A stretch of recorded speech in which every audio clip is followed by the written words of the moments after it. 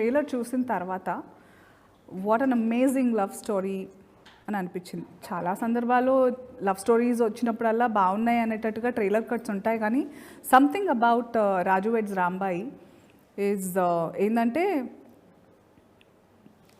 ఆ ట్రైలర్లోనే నీ జీవితం అంతా నేను ట్రావెల్ చేసినట్టు అనిపించింది నాకు. ఒకదాని తర్వాత ఒకటి మాట్లాడదాము. చాలా టాక్సిక్ రిలేషన్షిప్లో ఉన్నట్టు అనిపించింది నాకు. నువ్వు టాక్సిక్ అంటే ఏంటి మేడం?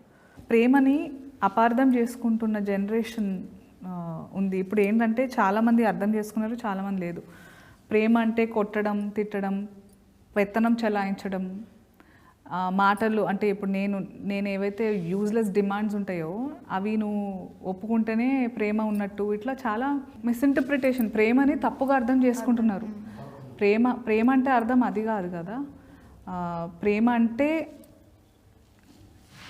ఎలాంటి పరిస్థితుల్లో అయినా ఒకరి మీద ఒకరు గివ్ అప్ చేయకుండా, అంటే యూ హ్యావ్ టు అండర్స్టాండ్ ప్రాబ్లమ్ని ఇద్దరం కలిసి ఫేస్ చేయాలి, కానీ ఆ ప్రాబ్లమ్ని మన ఇద్దరి మధ్యలో పెట్టుకోవద్దు. ఆ అండర్స్టాండింగ్ ఒకటి రావాలి.